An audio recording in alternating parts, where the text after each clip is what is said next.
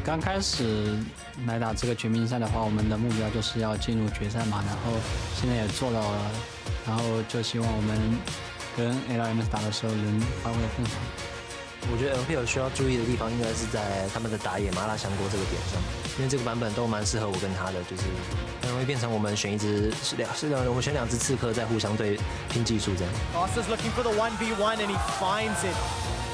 我自己的话，想要在线上的时候不要落后优劣太多，我觉得我的队友就可以比较轻松一点，因为其实我跟他的线上差距，我觉得应该算蛮明显的，所以我要打线的时候要小心一点。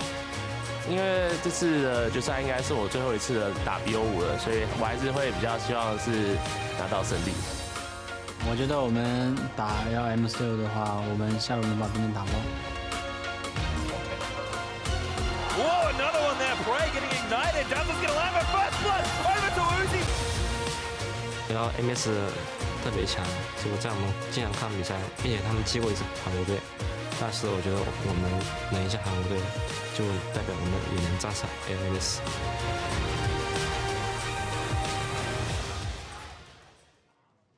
Good afternoon, ladies and gentlemen, and welcome to the Battle Arena.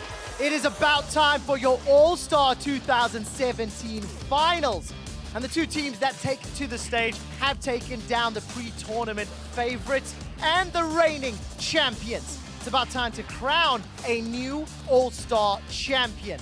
Before we do though, let's introduce the cream of the crop of your All-Star 2017 roster. Because ladies and gentlemen, it was you that voted for them. Starting in the top lane, let me introduce to you Ziv taking on 957!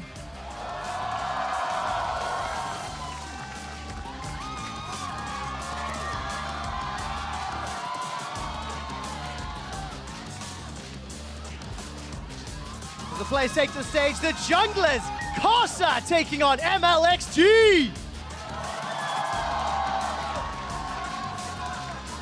From the mid lane, the young superstar FoFo going up against the old superstar Xiye!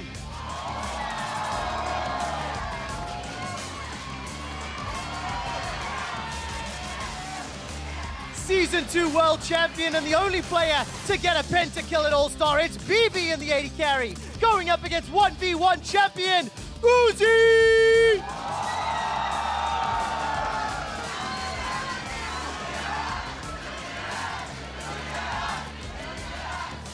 And of course, the callers and captain in the support role. It is SwordArt taking on Meiko!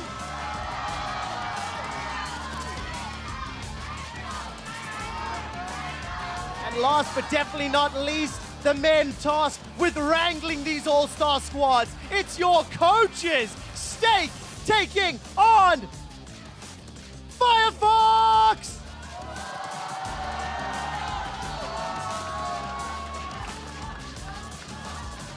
Ladies and gentlemen, put your hands together. It is the LPL taking on the LMS in your All-Star 2017 finals!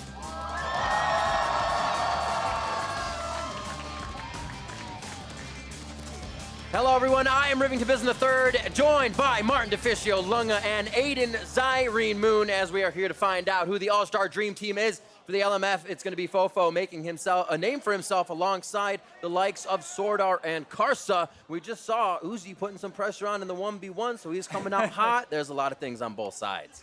It's going to be a pretty exciting final here. Both teams actually beat Korea during the tournament. Of course, in the semifinal, it was the LPL team winning 2-1, where the LMS team completely destroyed the GPL lineup. Yeah, we're talking 22 and 24-minute games back-to-back. It was like a 46-minute series. It was ridiculous. But yeah, we're talking about the mid laners, FoFo and Xiye. These guys have both been playing incredibly well, both matched up against FLICKR and had good performances. And now seeing them against each other here, I'm actually looking a little bit more at FoFo because he's so new to the Western audience. And as this is going to be one of the last professional games, tournaments of the year, this might be also the last time some of the players are kind of hitting the rifts in names of Bebe. Yeah, but touching on the mid lane right before we get over to that, we saw these guys go up against FLICKR and they both had great performances up against each other. FoFo is the one I'm really highlighting here because he had that standout Zoe early on in the tournament. Question was, can he do more than just the Zoe? Right. The answer so far has been yes. Yeah, Xiye as well. I think a lot of people would look at him on this lineup here and say, where is, you know, a Zhao Hu, where's a rookie, devoted in Xiye? And he's actually been doing really well, in my opinion. I think he's had a good performance. Don't give him the cast. Yeah. That one especially. Well, he's also done well against Zoe, and he's one of the only people to do well against Zoe with both a LeBlanc and a Kassadin game to boot. So I feel like he's actually got a good idea of how to play against that champion that FoFo was bringing out. Absolutely, and as we were talking about before, as mid laners came up, Bebe in that moment where he kind of wants to put himself on a pedestal here and play as well as he can. Yeah, you were talking about potentially the last match here of the year professionally, and it might be Bebe's overall because he said he's looking to retire, but his stats are ridiculous right now. If this is one of those tournaments you go through and you go, maybe I should come back, maybe I should. That's the dangerous thing as a pro gamer when you constantly get sucked back in because you're like, man, I'm still so good. I should just keep doing it. And he's had a great tournament so far, completely destroyed the GPL bot lane. We had a pentakill as well. Like, I'm actually really looking forward to seeing him versus Uzi and what's going to happen down there. Yeah, especially since Bebe, you know, we saw his stats are ridiculous right now. He actually retired in 2014 and he came back. It's like, you know, maybe I should just, come back. Feel a bit of that inkling of championship. Yeah, you ever think about coming back to Fishio? Never. Absolutely never. I was very unsuccessful. This man is a former world champion. There is a big difference. Yeah, and he's largely successful so far in this tournament, but him going up against Uzi, like we were saying, that is a matchup to definitely watch because BB's been popping off, but Uzi, the 1v1 champion, this guy is feeling good so far in this tournament. It'll be interesting to see, but also more interesting to see what these teams prioritize as we're about to get into picks and bans. We have seen that Zoe on the ban list quite a bit, but also, as we were making note, FoFo and Xiye, we'll have to see what those two go for in the mid lane and what is that priority. Bans are already on the list. There's the Zoe. Mlxg is going to get hit out as well. Kassadin and Mels have been big on Xiye's list. Yeah, I like the research here from the LMS team. So, LPL beat Korea. 2 of the games they had Mlxg in it. It was very successful. Let's just ban that away. Amazing pick at the moment. I would even say slightly overpowered and so easy to use against a lot of players to get caught out. Yeah, that's the thing. It's kind of overpowered in the sense of it's so easy to use. Like the skill floor where you start is so high up, it can really elevate players. But right now, FoFo and the LMS banning that against Xiye and the LPL because I don't feel like they really want to get caught out and collapsed on mid. Also thinking of the junglers, we talk a lot about the mids and the AD carries. Mlxg stealing Barons, helping to take down LCK in very good fashion. Karsa as well, doing just about the same on his Cosmos. Yeah, both junglers actually playing really well during the tournament here. Now, Jarvan is still available. We actually saw Jarvan banned and then Sejuani picked during the semifinals, but this way it's the other way around. And it's something Karsa can take for himself. Yeah, the fact that the Jarvan is left up here and the Sejuani's banned away. The Ezreal is the final ban there for the LPL. Don't want that one going over to Bebe, who even has his own skin for it from Season 2. We'll see what the LMS goes for here. We're expecting the Jarvan, but things like Xerath are still on the table. Jayce, for example, too. Yeah, exactly. We've seen a lot of different choices actually for first pick during this tournament here. Obviously, MF was banned away by the LMS, which again signals that we are looking towards something like a Jarvan, but in this case here, they take the Varus, also take that away from Uzi, who first picked it yesterday in the first game against Korea. They did have that Varus, that Jarvan kind of combination going back and forth, a little AD on the front line, a little on the back line. We'll see how the LPL All-Stars answer back onto this as they get 2 for themselves. And I'm kind of mixed a little bit when it comes to, first picking Varus in my opinion on it, because I think there's still Jhin, who is a fine answer against it or a fine choice when you already see Varus and you kind of just trade lethality 80 carries versus each other. And then you can still get 2 other super strong picks if you go to LPL. Yeah, my thought on it though is if you're the LMS, taking the Varus away from Uzi and making Uzi play the other lethality user, I don't even know if he's going to go for the Jhin because that's not a very high mechanics, high execution champion. In terms hey, that's some skill shots. I can miss them. Boom. He's not even going to take it, right? Interesting He's choice. spent from the 1v1. He'll stay in the back line and just throw out the stuns. Yeah, but Ashe, this is actually the second Ashe we've seen of the tournament overall. You usually take comment on it to just poke with W, but this allows him to set up and have an ultimate that helps engage for the team. And once again, we're looking at poke with the Jayce top 2. So very popular pick during the Casper Cup when we saw so many Comet 80 carries down that bot lane, Ashe, Varus, MF, Jhin, everything. But that Jarvan we mentioned before here, I would have loved to seen it locked in by LPL and then take 80 carry in the next rotation. I think the LMS are getting some very strong picks at the moment. Yeah, but I feel like right now, they've kind of set themselves up for the LPL to take something like, you could even take the Xerath that's still up into the Azir, and it does incredibly well against him. Ryze is still on the table. LeBlanc, if Xiye wants to go back to that, but the Xerath is the biggest counter. Also still a potential flex pick if you want to move it down to bottom lane, but obviously looking at the LPL lineup here, there are 3 champions at the moment that will struggle late game against things like Jarvan, who can just ulti right onto them, follow up then from a Varus ulti on Azir sliding in. It's going to be hard to navigate late game fights, so I think LPL are going to put on a lot of pressure early to mid game. That, or it gets a little bit of HP on that team composition as we get into the second round. Sion getting taken away from Ziv. I love the champion pool that he brings to the table and what teams kind of have to react to as well with that. Yeah, and I feel like this is kind of that tournament meta developing where Jayce had Sion played into him twice. Both times the Sion dumpstered the Jayce, and now people are like, okay, I guess it's just a counter where he'll constantly poke you with Comet and E, and you don't have as much pressure as he tanks up. Your point before the Rift about getting more HP on the LPL lineup is actually fairly interesting, because if it is going to be Jayce top, which is what we expect at the moment, you're kind of just looking at a tank support and maybe a tank jungler. But Sejuani is already banned away, which is kind of the preferred tank jungler. Then maybe are we looking at a Gragas here from Mlxg just to have a bit of a front line? And of course for the tank one, there is Alistar, there is Braum, Tahm Kench, there's different choices you can go for, but they definitely need to get some sort of front line against this very strong LMS comp. I wonder if Mlxg will go for the Lee Sin and try to outplay. Oh, you go last time. Just like, keep it all early game. It's very hard to execute against an Azir. That's why I'm hesitant to kind of throw it out there. But they've already banned away something like a Kha'Zix from Mlxg. And I wonder, okay, yeah, like you said, the Tahm Kench, another tank trying to make them dig deeper for these tank champions to add HP to the lineup. Yeah, exactly. Again, the Gragas is still there, and something Mlxg. Whoa! And finally, we were looking at the junglers before they started with high win rate in solo queue, and Rammus was sitting right there laughing in our face at the top. Wow.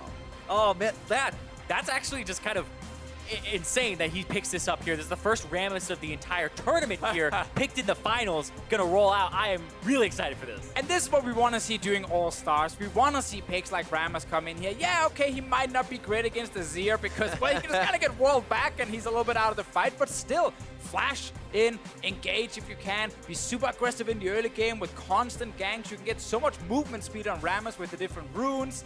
Like, there are a lot of choices here for Mlxg. And he is the kind of player who loves to just chain gank in the early game. Yeah, I'm just sad he's revealing, you know, my freelow here. Like, this is the champion that everyone can see it now. I know, everybody sees it. But the thing is as Rammus goes up in win rate, he usually doesn't go too high in pick rate. But recently, he's actually had a surge, and Mlxg has been on top of that. And more HP and more tankiness to the lineup here. It's exactly what they put into those last few picks. And LMS All-Stars answer as well with a bit of beef of their own. A little bit more engaged as well, because again, Leona also works so well against things like Xerath and Ashe. They can't really get out of her ulti if they don't have flash available. So late game fights again for the LPL will be hard to move around against such a strong team fight and engage comp from the LMS. But when you're looking at Rammus, you can just be so proactive. And that's something that can snowball the game out of control. If you pull off 1 or 2 early ganks as a Rammus, your Jayce gets ahead, or maybe it's your bottom lane where you can start forcing plays with a level 6 Ashe. Suddenly, you just take over the game.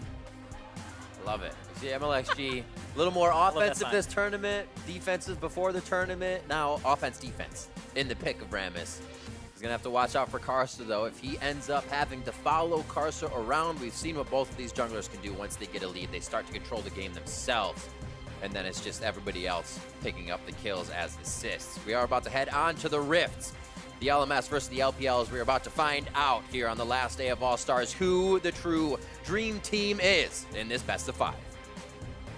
And I am so excited. I want to see what the Rammus route is. I want to see what Mlxg does, because he's affecting a lot of the early game. They have that Jayce top.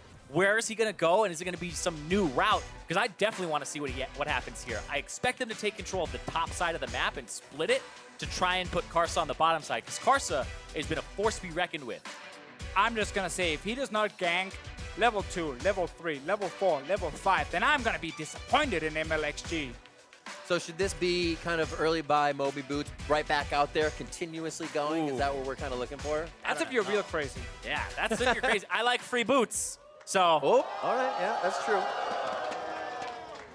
We are about to be onto the Rift. We'll see who actually can get an upper hand in this game. Remember, little advantage, I'd say, to the LPL. Uzi's all warmed up from his 1v1 situation with Mlxg in there, so maybe the focus is to bot lane to keep him hot. Well, I would also say advantage for LPL because the crowd has been heavily favored for the LPL. Very like true. You do not usually expect to be thousands of miles away from home, and it is basically a home field advantage. Everybody has come out here to really cheer for them, and it's been an incredible weekend. You're definitely feeling it. A little bit of Worlds after Worlds kind of back here in NA.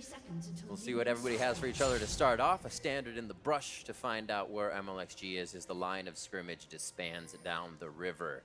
Uzi really the only one getting himself into a scary spot. It's just to get vision though. And the keystone choice here for Mlxg is Aftershock, so not a huge surprise coming in there. Obviously very good when you're able to land CC and get a bit of extra damage and tankiness coming from it. I will update on the rest of the runes once we get the whole list. Skill order, runes, let's give the people the Rammus build that they need. Is it the one that they need though?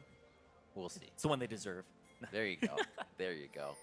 The perfect timing clicking down for Xiye, so he'll be able to have that early Zanyas as that comes up for himself. So plays to be made there if Karsa and FoFo tried to put aggression early in the mid lane. And we got the full runes now, when we actually see Mlxg and 957 move in to steal away blue buff. So we got the resolve tree obviously with Aftershock. He then went unflinching to get more tenacity for himself.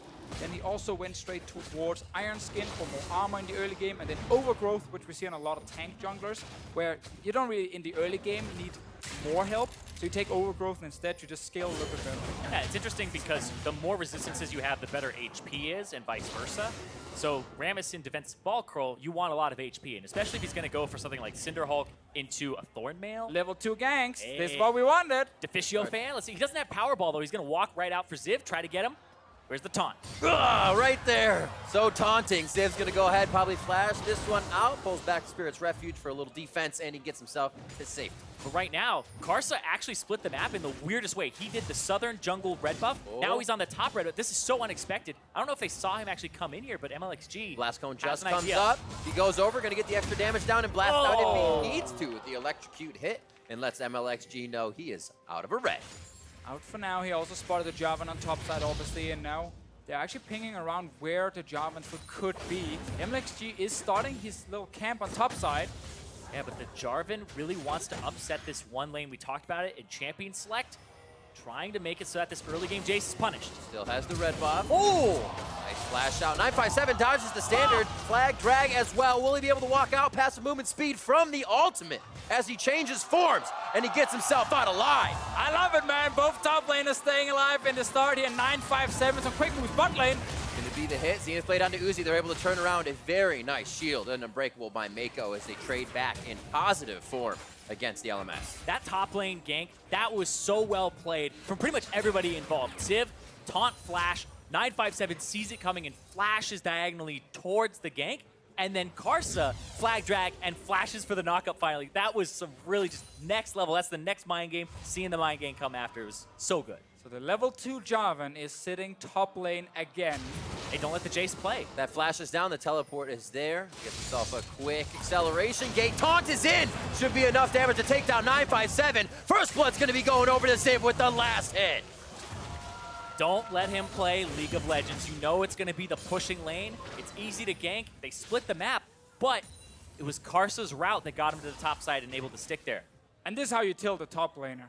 You gank him, you're only level 2, you don't go back to base or start farming again, you just sit top lane and wait for him to return to lane, and then you actually kill him and get the first blood. Mlxg is looking for gank level 3 as we requested.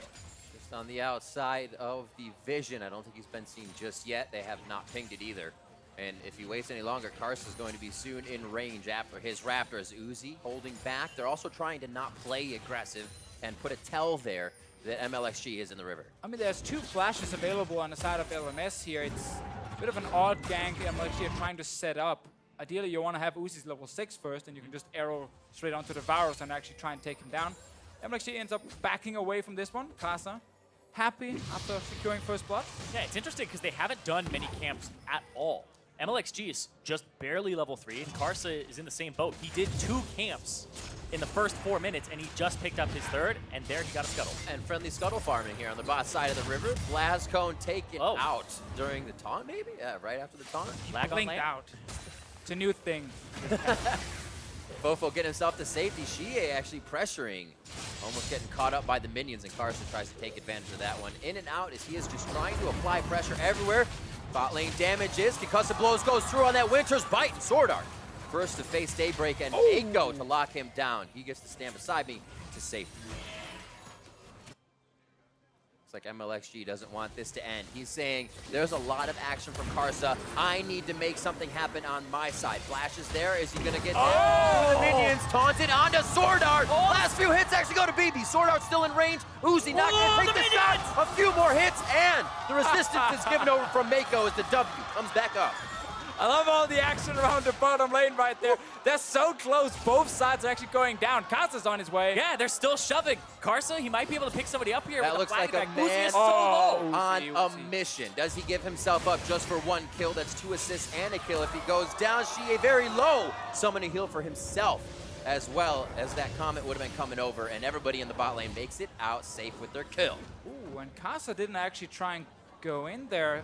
Azir obviously called that he returned to mid lane to try and get a kill on Xerath. Yeah, let's see the replay. So this is a long fight we've had back and forth. Mlxg ends up coming down with the Rammus, using that mobility and then flashing in to secure the kill. And Uzi realizing he's tanking the turret and the minions at the same time. They took turret shots on multiple people and just divided it up almost perfectly there, that Uzi was able to survive at the end. See where the pressure goes now. Kind of been from Karsa and Mlxg. Bot lane still deciding to fight back and forth on their own terms. It seems to be going in favor of the LPL at this point. 56-39 in that mid lane as FoFo is starting to take a little bit of control without too much pressure. Just one visit from Karsa. And if we just continue on Mlxg and his runes here, we talked about resolving the main tree, stepped into precision in his second tree, went for alacrity, meaning again he's going to get more attack speed when he gets some of these big minion kills, and then also went for triumph in case he actually is in a big fight and he gets a kill on assist, get some HP back for himself. It's a little old dangerous game. Yeah, it's actually interesting. A lot of bruisers like to take it, obviously, when you're just diving into big fights, but on tanks you normally don't need it. Yeah, it's strange, but in terms of what you could take on Rammus, he didn't go for the extra movement speed from things like celerity or even water walking, but opted into the more attack speed, and then Triumph, which is a high win rate rune on him. He basically wanted more, well, faster clear in the jungle instead of faster ganks, essentially, from himself. But then you can also turn around and say if you can kill the camp faster, you can actually return to the map faster and start ganking. So he didn't value the movement speed, he valued the attack speed. And for him so far, I mean, he's got one assist, bot lane, Uzi flash. Oh, that was really well done from Uzi, just getting out of there just in time. And what is kind of the objective of Mlxg now? We know maybe what LPL 1 does throughout the game, but as Mlxg is trailing Karsa now, how does he get himself back in? Or is it just kind of Rammus into the lane? Right now, it's control Karsa. Karsa has flash, and he's going to try to make a play in the next few minutes here, but you really want to kind of contain that. The top lane, you know, that whole fiasco is over. Jayce is at a point where he's okay. He needs to get his back in. The bottom side of the map, though, I think is really where both junglers will start focusing here, because this is where the party will start happening. That bottom lane, the Drake, there's so much on the bottom side to really go for. So many flashes on cooldown as well down the bottom lane. You know, LMS no flash on their side. We just use his before here. Leona level 6 is already there, so it's the same on the side of Ashe, meaning there are big ultis to start the fights. You just need some help. The situation sounds perfect for a Chain of Corruption or a Crystal Enchanted Arrow. Little smash and bash from 957 onto Ziv in the top lane, and he gains HP control on that. Their teleports are down and recently used. And Ziv is also a little bit greedy, I feel like, with the Tiamat here in the early game. Like, just getting into Tappy as fast as possible. You're going to take so much damage. That's an arrow. Woo. Felt the wind on that. LMS knows it's down, they feel, as they can get some deeper wards in without taking that to the face. And Uzi's going to go ahead and clear out the bot side with the protection of Meiko. So that'll slow things down for the LMS side, but I'm sorry, the LPL side, but LMS now looking to see what they can do with the arrow down. They want to fight here, Rip. It looks like LPL Meiko still wants to go in. Lots of Glacial flashes. Fisher could still be there. It might just be get out of this one. A 1v1 between Bebe in the bot lane and Uzi. The Solar Flare comes right in from SwordArt. They take that fight. The top side loses Xiye and Mlxg, and the LMS close in immediately, knowing the ultimate's down on Uzi. Karsa on the other side of this here, they may try to dive for Meiko. Very slow. It's going to be SwordArt throwing down the W for a little bit more tankiness as Karsa goes in for the kill. A clean 4-for-0 for the LMS. That was probably the cleanest flag and drag into a Shen taunt that I have seen, because that was so fast from Ziv. As soon as Ziv came through, usually the Shen just stands there for like a half second realizing it finally completed, but it was just across two people immediately. They're taking half-health fights, though. I mean, yeah, they are, and this is also something we talked about in Champ Select. There's a lot of champions on the side of LPL that can't really get out of an ulti from a Jarvan, especially if you don't have flash, and in this case here, a lot of the flashes were down even before the fight started, so great engage from LMS, great call. After Karsa was actually backing away at first, they're like, no, turn around, get in there. Ziv's like, get in there. Yeah, come on, let's kill these guys. And then suddenly they pick up a bunch of kills. I don't know what 957 is trying to do here with Mlxg. Mlxg looks like he's trying to get into the bush on the top side. Maybe. He loves hugging the wall right now. Did it on the bot side? Yeah. Not this. Maybe he's allergic to the grass. Who knows? Yeah, we'll have to ask. It's strange. I was like, I don't feel like Ziv is ever going to push that lane up. He'll probably stay at that 1/3 point of his Not own too lane. fast, at least, right? Yeah. So that obviously means, though, if you are the LPL, if you can actually try and force something on bottom side, and 957 is alone top lane, he will take the tower. Yes. Like, he's gonna take that one, get a big objective for your team, and try and make sure Uzi doesn't die again on the bottom side. He still doesn't have flash. Leona ulti is ready. It's almost a free kill on the bottom side if Karsa is there. Yeah, there are a few things you can do here as the LPL. I would even say there's potential to lane swap after this back and have the Ashe try to get the turret, but I feel like leaving 957 here, they're trying to counter, trying to get something. Oh, smart player. Great positioning. Could get the Cataclysm in, but they decide not to. Just outside turret range. It may not have been the finalizing kill. And 957 holds his flash. At the start of the tournament, when it was Karsa and Ziv, I remember just being like, I really want to watch Karsa again alongside Ziv. It was the last All-Stars that it happened, and it was fantastic then. And I love seeing Karsa playing with a top laner that is aggressive and has the potential to carry a game. Historically, he's played with people like MMD, and he's also played alongside Stake. Not guys who are known for carrying. They're mostly tank players. But Ziv, we saw the synergy earlier with the engage, and we're seeing it kind of line up here in the aggression. Ashe arrow, flash arrow coming out of Bebe. He keeps himself safe. 5-1 here. Just about 13 minutes into the game. LPL is trying to give himself a way back in. And I'm sure we'll see that arrow as it comes up every time from Uzi.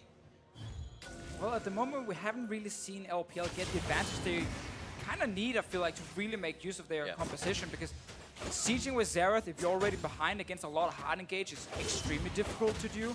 Rammus as well, like, sure, he gets extremely tanky, but in late game fights, it's taunt one guy. That's kind of your purpose. So you want to utilize his early strength in terms of ganking, and right now it's Karsa kind of controlling the game. Yeah, and just to add on top of that, this looks even worse for the LPL because FoFo will probably be untouched during the mid-late game portions of these team fights because they have so many people going forward, and the LPL will try to collapse, and they don't have as much backline access. And FoFo is already ahead 40 CS. He has done fantastically. We talked about him and how this is the first tournament where he's been exposed to a Western audience.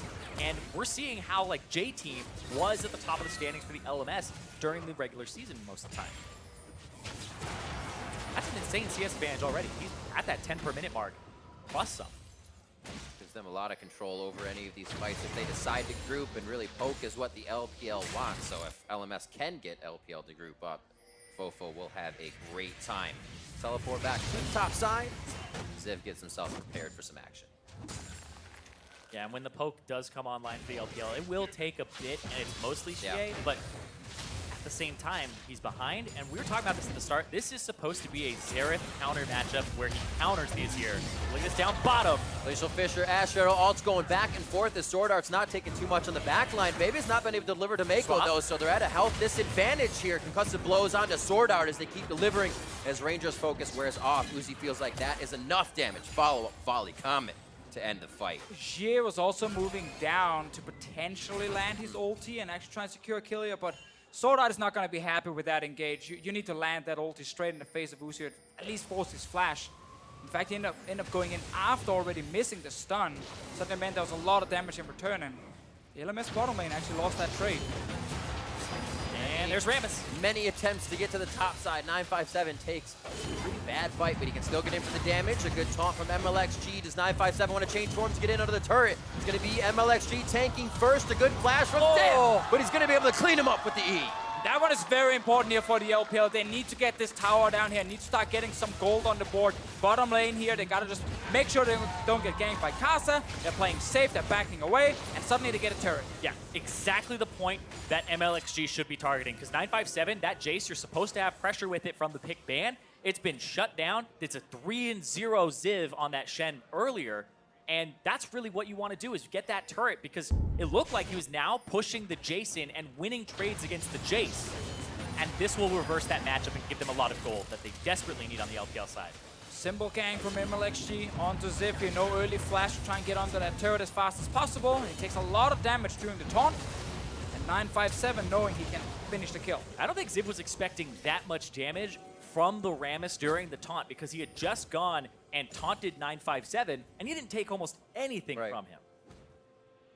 Coming up big on that one, getting Ziv nice and fat, and then getting the Thanksgiving kill for him over to 957. A little bit of extra gold there, and now we'll see what the kind of pressure on the top side is. Ziv starting to bring that down into the jungle with a bit of vision, so make sure he can stay safe on any ganks that start to come his way from Karsa, who's actually been a little quieted down, if you will, after the beginning part of the game. So Bebe still doesn't have a flash, but there is a Shen ulti ready, making this a little bit scary for the LPL if they want to actually tower dive. Mlxg is sitting here, waiting, also ready to counter gank if Karsa shows up, but realizing, okay, it's pretty difficult to actually go under the turret, also with Leona. Karsa's on the way though, and there is currently no backup. Mid laners still somewhat in vision. I think not having Xiye there may call off anything from the side of LMS. Karsa goes to clear the wards. A good push up by Uzi and Meiko to set that up very calmly and wait for Mlxg to come in for the counter game. 17 minutes in, as you said, Zyrene, still a lot of focus bottom with a few love taps top whenever they're kind of jungling towards that section. Yeah, it's really, the junglers are kind of influencing the whole map. Both of them have 100% kill participation on both sides. And we're seeing when they show up what the instincts of Mlxg and Karsa kind of are. And I feel like Karsa, we're seeing like that solo queue where this is the lane that I need to reverse. This is the lane that is having some issues. And Mlxg, it seemed like he was trying to play a little bit more like a professional setting. Like, oh, this is where I'm supposed to go early on. This is the matchup I need to actually influence. And then when he started going for those repeat ganks over and over, like covering top lane, that one I thought was incredibly interesting with the Rammus just kind of sitting there. So, solo queue seems to be the way to go. I just like the Karsa is like, I'm just gonna control mid lane and let FoFo kind of get further ahead.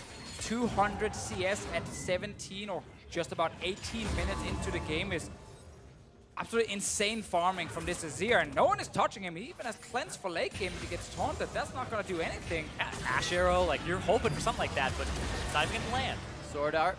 Pretty damn tanky chain of corruption. Goes back Mlxg, however, just on the side as he starts to teeter back and forth, seeing Karsa. Karsa enters the fray, and now they taunt into Meiko. Mlxg wants to taunt back, but says it's not worth his life, and they leave Meiko to go down. And I get it, you know, you want to get some kills in this lane here, but when you land the arrow onto the support, then that's not really the guy you want to kill. Luckily, it means 957 is alone. Yep, gets to get this turret to half HP. He'll take this down. That hypercharge already ranked 5.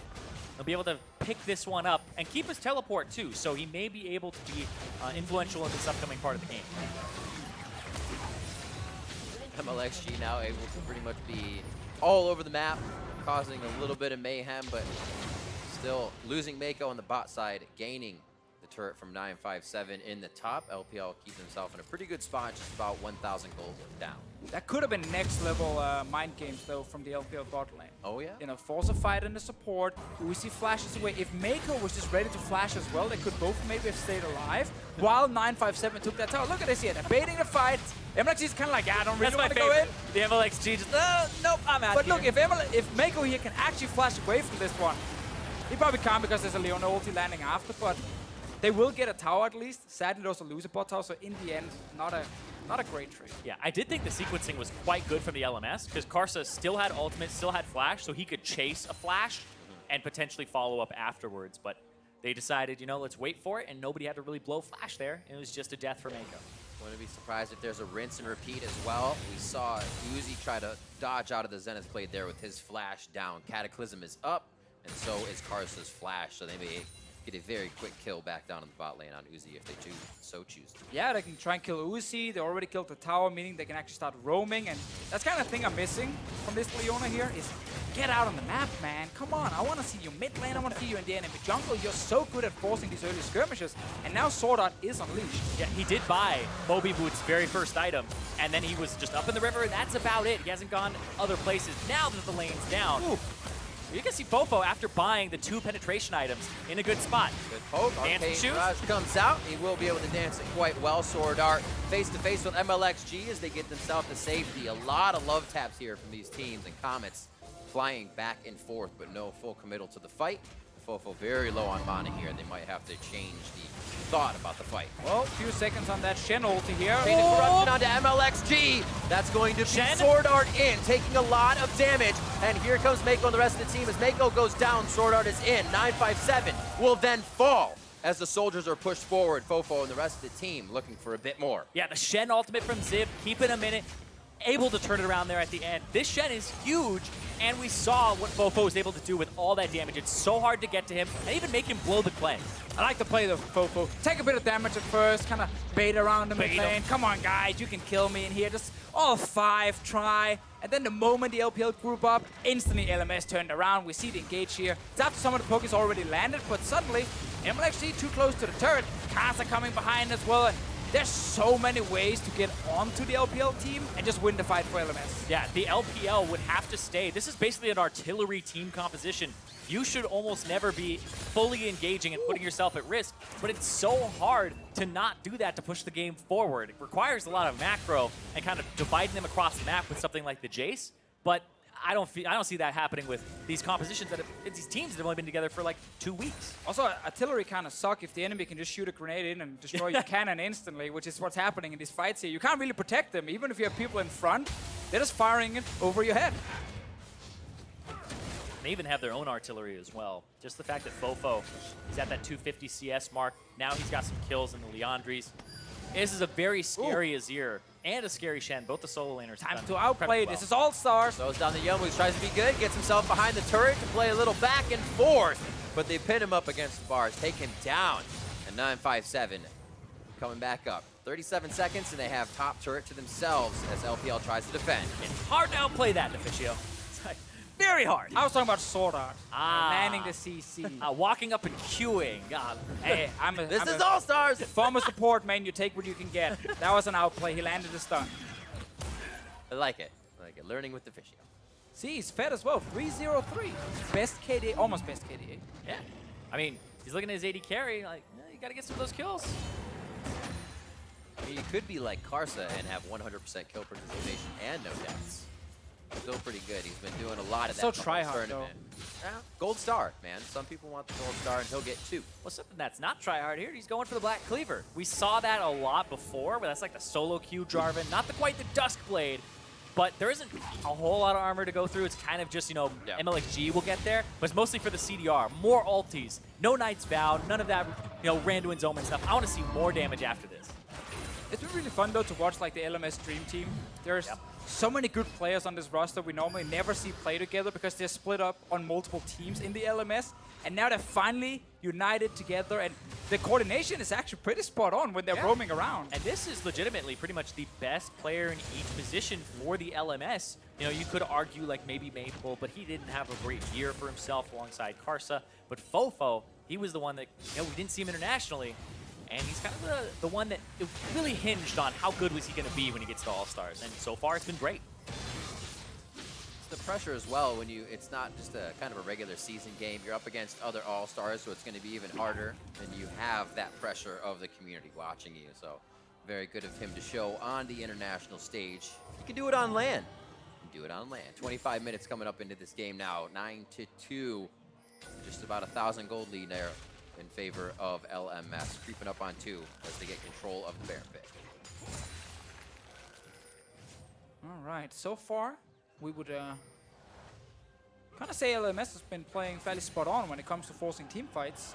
Normally, we would talk about all the sexy vision control around Baron now and how you gotta slow push the waves and then get some more vision. But now we just want to see some more engages because that's what we're here for, and especially when SwordArt is on this Leona. Mlxg possibly looking for a target. Smite over to Karsa. They're going to make their way out saying, thank you very much. A little red power play. Bot laners have teleports up as well as stand united on the side of Zip. Wow. So that Arcano Pulse actually did hit the Leona. That's why the Comet went off. And he pretty much took no damage. It's like, oh, it's not looking pretty good right now for the LPL. They're going to have to try to leverage that Jayce on the bottom side. It's only a 3,000 gold lead for the LMS, so this Baron could be something that gets turned around. They do have vision with Hawkshot. Be a big fight around this one here. Meiko moving in first. LMS is backing away. Sometimes you're just kind of testing. You're like, if we start this now, are you ready? Can you actually move in and stop us? And the answer in this case was yes, and therefore they just step away, go back towards the mid lane, and hope that Xiye is getting greedy for some of these minions in mid lane. Flash coming up for these top laners very quickly as well. They also have to be careful where they're teleporting or ulting from. Both can dislodge each other from those abilities. Ooh, the so tower they may dive? not make it to the fight. Yeah, right they want to tower dive. You got to tower dive him. Oh, Cataclysm. Jarvan Quattro going in onto Xiye. Daylight comes down, and with the sun in his eyes, he has no idea what's going on. They're going to be able to drop a little bit of pressure onto that mid turret, but may even drop back to see what else they can get around that Baron. And that's that main wave cleared down, able to just dive underneath the turret and get him when he has no protection. It's so hard for the LPL guys, like Deficio was saying, after Champion Select, to actually stay alive when they start diving and just going after the backline. It's also a little bit unfair, you know, for Xiye sitting there in the mid lane, and then the Flash Wolves duo just moves towards him. Karsa SwordArt. Should have been an inhibitor, should have been in the fountain. But no, on a serious note, they're just diving constantly, and that's how they'll push the game forward here with the Leona, who can tank turrets, and with the Jarvan. And who needs to set up a Baron properly if you can just force a play and get a kill or two first, and then do Baron. That's the proper way to control the objective. I mean, they go into it right now, and they just start taking pepper shots from Xiye and 957 until they lose all of their health. It's not a huge amount of AoE, but we saw how quick Karsa went down in his not as tanky build, going for the Black Cleaver as they started Baron. He also has perfect timing now, so he can Cataclysm in his Zhonya's. Yeah, has the stopwatch. Either that's for a flashy play, or he's going for the Guardian Angel next. I would say GA, or at least he's going to get it later, and you might as well have sit on the stopwatch in case you need it. It's a style stopwatch if he goes in and dives and just presses it afterwards. I would like to see that. I've seen like a whole bunch of Lee Sins be like, I'm going to buy this, kick back, not die in the next fight. I've also seen some try and make that play where they try and kick it back and then hit the stopwatch first, and you're like, wait a minute, I didn't even kick the guy. And then there's people who buy it and forget about it because they never buy a Zhonya's on something like, you know, AD carry or jungle. I mean, no joke, one of the hardest things for a lot of players in League of Legends is actually using active items. Oh, yeah. But, might get a fight. Here comes Mlxg, doesn't get in. SwordArt taking a bunch of damage, but is he? It looks like he's healing under the pressure. LMS is absolutely crushing the LPL health bars right now as they make their way into the fight. 957 on the back line trying to deliver us. He has to stay in long-range mode. They cannot approach this tanky team, and LMS comes away with one. So much damage, so much CC from the LMS, and they don't even care about anything at the moment. They just keep forcing fights. They got 2 Cloud Drakes, so I guess you can engage a little bit faster. That's going to help, at least for the Leona and the Jarvan. Are you finally converted to the Church of Cloud Drake? Hey, we're in North America right now. I love Cloud Drake. Best Drake in the game. Haven't had to get another one. Talking about it, yeah. Let's see how this happens. So Mlxg coming from the back, Righteous Glory, and begin. Yeah, expecting to actually catch somebody off the backside of the arrow, but then the engage from the Leona, from SwordArt, and Mlxg and Uzi up to the left side. Karsa goes in, and then it's FoFo with the follow-up damage from the soldiers. There's just so much damage from this Azir. Ugh. His CS like per minute is even like slowed down a bit, but he's still an absurd amount ahead. I love that Zip's input in this fight was take an arrow in the face. I mean, like, yeah, guys, you can go now. The arrow's on cooldown. Just fight. And it's called soaking, you know? The ability's down. I do that all the time as a tank. Run in, they killed you. That's why you're like, oh yeah, Ashe ulti down. No, this guy used it too. Boom. My favorite is when that happens, but it's the guy that's dying over and over again. He's still helping. Hey, Zed ult and Ashe ult down. Yeah. Thanks, guys. Worth 0 it. and 8. They're on cooldown now. He's just soaking abilities, you know? He's soaking cooldowns. It's part of the strategy. All right, they're baiting around Baron again. Xiye, no flash. Uzi, no flash. Easy targets for SwordArt or Karsa. Now you either start the Baron and you're ready to just disengage when the enemy shows up and you kill them, or you just hide in the jungle first and then you force the fight before you can start the Baron. Ooh. They're hiding in the jungle. Oh, SwordArt. Possibly the Rumble. Look how Here fast on he the ward. is. Moby boots, double Cloud Drake. You can't get away from him. Fight for the red again. It's actually not even the Baron. It's been this red that has been starting our fights. The single kills we're getting is everybody's a little too tentative to actually get in to the nitty-gritty of these fights. 30 minutes on the clock, taking stock of everything. FoFo is gigantic right now, and this is what LPL is trying to get away from. Karsa just sets up the Cataclysm, and he throws the soldiers right inside with everybody else behind it. Yeah, we almost have 100 CS up here for FoFo. In the mid-horizon. Well, Uzi right now is SwordArt. trying to hide around a corner, but there's a ward being placed by LMS that he's actually standing on every single time he's trying to do it. It's not spotted by that control ward in the brush either. Little So angle LPL right there. feel like they're safe here. Yeah, they don't actually see it. So Uzi's getting baited just a little bit, but obviously he didn't fire any arrow and didn't get engaged on just yet. So at what point do you do like a half semi-split push where you hope to not lose Azir? I mean, they've kind of been doing, with if you're the LMS. Yes. Oh, right now I feel like you could put the Azir in the top lane and like shove every now and then because you have And then Ziv with hopefully ulti. catch him on kind of a But rotation. you don't have control of this area Right, yet. right. Now that they have control, they'll do the Baron. LPL will be slow to walk in. It might be half. And there they go. And they walk away. Intense. Yeah. I was going to say interesting that LPL were allowed to walk in. Oh, there it is. Intensity in 10 cities. It's going to be Meiko going down first. Exhaust is still up, so he's got it for next fight. It could be crazy. Yeah, that's what we want to see when a team walks into the jungle to try and stop a Baron. Not, just allow them to walk in and place a ward. Just kill them. 957 also losing down the bottom lane. It's been a rough game for him on this Jayce. Yeah, hasn't been able to do much of anything. I feel like we're in North America. It's an NA Jayce coming out here. It's just the region itself. I was actually going to say that, but I'm like, no. I'm casting for 2 NA guys in North America. I don't want you guys to beat me up, so I'm just not going to say it. But now you said it, and you're the NA caster. Cloud Drake up in 1.5. Third one there. RNG being pretty special this game, and we will get no more Cloud Drakes after this one. We'll have to see what What a team shame. can. Yeah, I know, right? We could have just wanted more, but it's not going to happen today. Almost a 9,000 gold lead in a very quick amount of time here as LMS catapults themselves into the lead and now start to take control of those side lanes. You can see Ziv starting to place that vision. They're going to need to do so. They have the Baron. Now they can go ahead and go for that 1-3-1 if they wanted to, but I feel like now they just have Ziv grouping up, big. pushing alongside. There you go. I feel like you just got a tower dive. Like, who needs this slow setup where you got so many ways to fight it? Uzi's flash is still not there. Yes, there's a QSS for him, but there's a lot of things that can land in his face where he can't get out. Just take those last outer turrets and then look for a potential engage. Youmuu's out. 957's not going to be able to get any retaliation there. Or I should say initiation. LMS has been really good about dodging these Ashe arrows. If they see it, they're definitely dodging it and kind of parting the seed and letting it fly by. I think 0 of them actually have come from Fog of War. They don't need to, but everything's kind of right in front of them. LPL's being very reactive this game instead of just doing it on their own. Yeah, every time they try to force, it is something that doesn't really stick. True. Or gets turned around. It's so hard to force when they have like a Shen ultimate, when they have a way to disengage with the Azir, and then they can just push down as the LMS side and use this Baron, use the engage, and can potentially dive. One thing that's helping him, Xiye is doing a very good job of at least putting a little damage on Bebe on the back line. It doesn't allow LMS to stay for too long, but it is long enough so far, and they're putting a good amount of damage on the base. Yeah, they got what they wanted, the first in-hit turret, so now there's an open in-hit they can go for. LPL constantly trying to poke them, but they have to be so afraid of the potential engage. Who's in?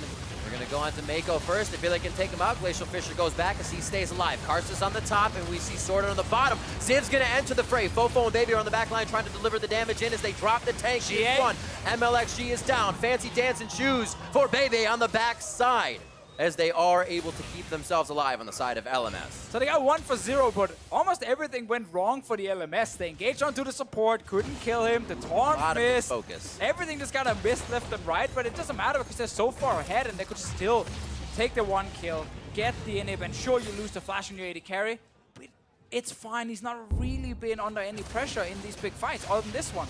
Yeah. It's kind of like 1, 2, 3. Wait, which one do we go for? Yeah, right here, Xiye got the poke onto Bebe, and then they engaged onto Uzi. Uzi gets chunked to half pretty much instantaneously and has to flash away. And now, Bebe, dodge 1, 2, 3, 4. Does it count when you flash? Still, I would still call it a dodge. Still not hitting him. Kind of cheating. That's Xie's miss. There you go. Yeah, he missed it. Always an old classic. That's right. He should have just trusted the Cloud Drake, dude. They have 3. He would have made it. Anyway, Elder Drake is next, so we won't get any more of the Mountains or Infernals. And we see LMS looking to put what could be the final touches on this game, 13-2. So not only have they really starved a lot of map pressure and turret gold and objective gold, but they have just starved the kill gold as well. And LMS is staying very strong throughout this game and keeping not keeping a one-track mind. I mean, they've been playing very well, and I also really think, as we talked about in Champs, like their comp is just perfect at playing against this poke from LPL, especially when you start getting ahead early on. Right. When you have these long-range engage tools, you can skip past the front line of the enemy team because it's a Leona ulti flying down from the sky. It's a Jarvan who can combo from long range, and you can't really block that if you're Mlxg or Meiko, so you're just going to see your backline get hit eventually by something, and then the fight is on. Yeah, and then you're pretty much decimated with the lead that LMS currently has. And even their split push win condition of the Jayce that they drafted in the first rotation or first round for themselves got shut down early by multiple ganks from Karsa. Pretty much was camping it. Karsa still with 100% KP. I mean, as a Jarvan, sometimes you just throw down the flag. And, don't give away the secrets. Yeah, but 100% KP, not incorrect. That's how supports get all their KP. Shield. Oh, I'm here. Yeah, Thresh Lantern. Let me get assistance. I mean, again, Sona is the easiest support to get a lot of assist on and get a high KDA. You don't even need to hit the ulti because you rarely do. Or you just wish before everything happens. They're going to be on the top turret. A little extra damage to come through. Well, bam. And it looks like they'll be able to finish this one off. 957 doing what he can. Pretty close to being that hammer mode, though. Rest of the team and 957 kind of hovering that top side, staying safe so they can get back to the fountain. And LMS says, that's fine. We're getting what we want and then backing out. We don't want to fight you in the base. We'd rather fight you just outside. And Mlxg just takes so much damage. Doesn't have much MR here. Is mostly itemized towards armor and then has the Merc Treads. So when he starts running in, gets hit by the Azir, he's just completely chunked out. Mlxg, feels bad. So that's kind of what you do in these games as Rammus. You're behind, you can't really engage, but you get to go fast. I mean, yeah, sadly for him, he didn't get the early impact we wanted. I think he skipped like a level 4 or 5 gank in there, and that's why he's getting punished now. Yeah, he got the level 2 and 3 defense. Exactly, and that's fine. That was the first few steps, but he missed the next ones. And 4, the 5, the 6. Now he's dealing with this comp where there's an Azir wall, there's a Varus ulti, and his team can't really follow him. It kind of sucks sometimes to play Rammus in the late game. Would you know? I would say if you have actually play Rammus in late game? I mean, I personally like it because you're strong yourself. Your team is not benefiting too much because, yeah, you're not really helping them. You're just kind of, that's the kind of player you are, Deficio. 957, not long for this world. Great Zenith Blade coming out of SwordArt, and they're able to close that one down. He used just about everything, actually, to get in range for that here. So LMS looks committed to make this some of the final touches. They put the nail in the coffin of game 1. Yeah, it's like final nail in the coffin. 5 minutes ago, 6 minutes ago, 7 minutes ago. It's like they're still playing this so slow. They have a 13,000 gold advantage. It's like maybe we should wait for the next Baron. You know, maybe get some more people. It is true. Off here. Are they waiting for it? And they are going to be picking on it. They say we either get the fight at Baron or we get the fight as they file over to it. And this is just a good example of how serious the LMS team are playing right now. Like, this is All-Stars, but yet they are not taking any chances with this lead. They want to win this game so badly that they just make sure it's one inhib. Then another after a reset, now a Baron. Do not throw this game. LMS have not dropped a single game so far. 5-0 in terms of the overall All-Stars games. And like you said, they're taking this very seriously. It's kind of been a top-heavy region for a while, and when you take the cream of the crop, you're just seeing how good these players are on a team together. Yeah, and these players were good enough to even beat a European super team which is very rare, and that really shows how strong the LMS lineup is. Absolutely, that was a really great point Yeah, to bring up. yeah, I think that was important. yeah. By the transitive property, the LPL, versus the North American team, looks like Europe maybe has the harder group, I guess. Really good emerging regions. So far, it looks that way. LMS spreading out a little bit here, hoping to get LPL to do the same thing and spread that team out thin so they can get a few hits on what they want. Xiye actually getting a nice vow over to himself so he can take a bit more damage here from Meiko. And they will put themselves now behind the inhibitor turret they can get safe from. Mid inhib goes down, and now it's just a matter of time. And we can see how Mlxg are constantly trying to find the flank. He probably needs to just flash taunt something, but at the moment there's QSS on Varus, there's Cleanse on Azir, so he can't really get the carries. And there's no other engage for him to use because the Ashe arrow has not been on point and they've been able to dodge them or again use Cleanse against it. There is no follow-up for Mlxg. There's no Alistar to start a fight where he can join in after. This is the Sonic the Hedgehog cosplay. You never actually get to do much. You just roll around, try to hit something. Oh, it's on the Blitz guy. Oh, they're going to bop him for his coins. Mlxg gets himself to safety.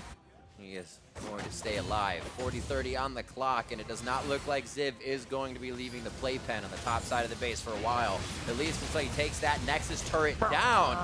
Yeah. Look at me, I go fast. That's the Rammus dream. He did But you know what? That was aggressive. That almost goes down. Locked the Iron Solari and a whole hell of a lot more to keep the tankiest member alive. Makes you wince a little bit as LMS starting to really tear the base to shreds here. They're looking at the Nexus turrets. One's already under half. Got one! He got his support! Got SwordArt. He seems to be the guy that has the global taunt initiation for him right now. Karsa's a little too far forward. Gets himself to safety. FoFo is on the tank, and he gets himself back into a spot where he can deliver the damage. In goes FoFo, pushes them back, but the Emperor's divide, and they divide them away from the fountain. There is no safety, there's no solace for the LPL right now, and the LMS will take game one in strong fashion. The LPL got their 2 kills at about 5-ish minutes, 6 minutes, and then they didn't really pick up anything else afterwards. They got 1 kill then they got 1 at 15 minutes. That is about a 20-plus minute span where they didn't drop anything, almost 30 minutes. Your lucky kills don't wear off, Cyrene. Oh. Still, every single time LPL tried to group in that mid game to be like, we will siege without Xerath, we are strong. Instant engages just happened. Leona, Jarvan, the Shen ulti as well, and it just felt like there was so little they could actually do once they fell behind on the LPL side, and this LMS draft was very, very good, very smart against the poke comp, and I saw that. An overall amazing game coming out there. We saw the Rammus as it was interesting. We didn't see Jarvan get picked up by Mlxg. It was there. It was open. Yeah. And they could have actually done that for themselves. But then they get strangled out of the tanks, and then they kind of have nowhere to go. Yeah, Steak with the big fro, with the big brain underneath that thing. How much of it is Fro? Who knows? All right, for more on how game one played out, let's go ahead and send it to the analyst desk. Thank you very much, Riv. The LMS striking the first blow in our best of 5. Let's start where they left off. Champion select, the Rammus pick of all things coming through for Mlxg. The jungle matchup was one of those key matchups we were looking at to determine this series. Game 1, Karsa comes out on top. Yeah, I'm not going to mince words here. In my opinion, that was the most garbage draft I've ever seen from the LPL. Ever? Now, I'm going to go Lock through it why. in.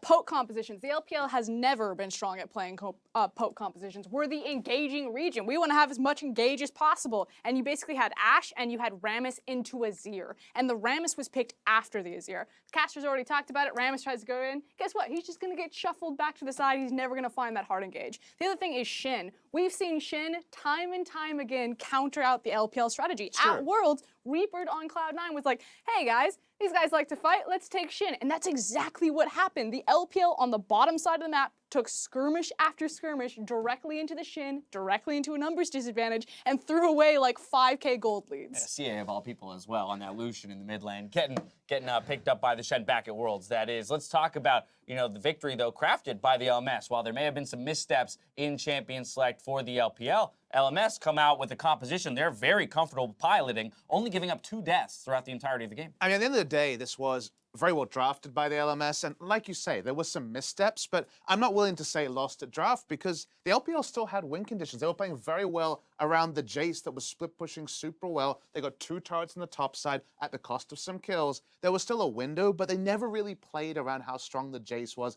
his potential to split push after the early game. It just became team fight after team fight, and you're not winning team fights with this draft. So it was really both the draft being difficult to execute and then the execution being off base. I'd also say, I mean, you can look at the Xerath as another way to win. Like, Xerath to me is supposed to be such a strong matchup into the Azir. You're able to outrange him, you're able to poke him down, you're supposed to be kind of having this lane advantage. And I forgot they had a Xerath half the time. Yeah, I mean, it didn't materialize at all. Like, he was losing from the word go. He was heavily down in farm. I didn't see him have an effective ultimate the entire game. Like, it really felt like Xiye was pretty invisible, but I do have to give a ton of credit over to Karsa because, you know, we talked at the start, if LMS is going to win, it's likely through a strong performance from him. 1-0-18, I believe, 100% kill participation on the game. Like, that is incredible. He had such a strong game, was everywhere he needed to be.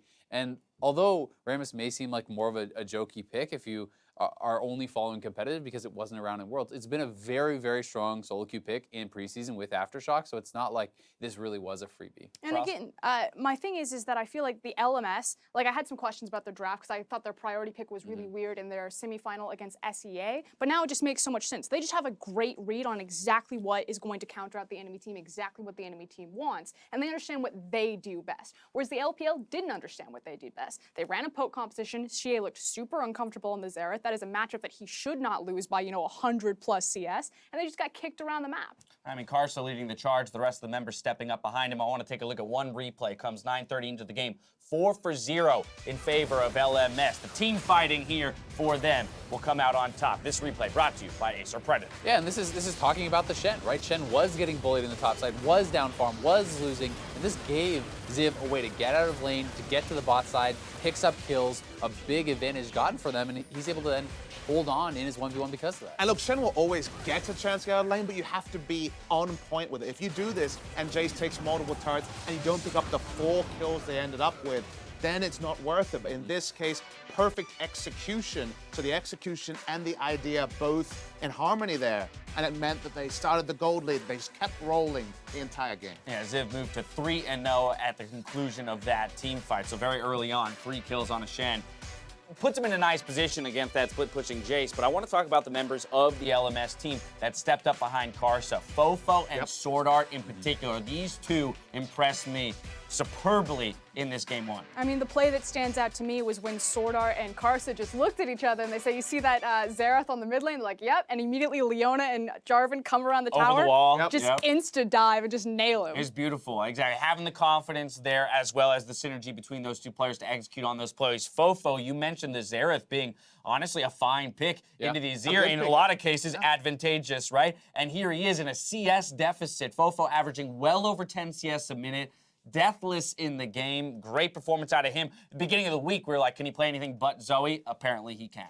And I mean, he massively outdamaged the Xerath, which is one of the best poke champs from the mid lane in the entire game, right? This is one of those champions you expect to be racking up an incredibly high DPM, and he outplayed him at all stages. Now, Frost, you had the most criticism for LPL's draft here, calling it the worst you've ever seen. So, they've elected blue side here for game 2. How do they fix it? I would put a higher priority on Shen, but if I'm the LMS, I would recognize that and also deny it. We've seen time and time again that Shen is always kind of a power pick, especially for 957, that a lot of teams will play around, either denying it by banning it or taking it away. And I think it is probably the most important pick for them because of how they like to play their style. And I hope they recognize that. All right, well, there you have it. The LMS have taken game 1. We'll see if the LPL can fight back as the series continues. Game 2 is coming up after the break.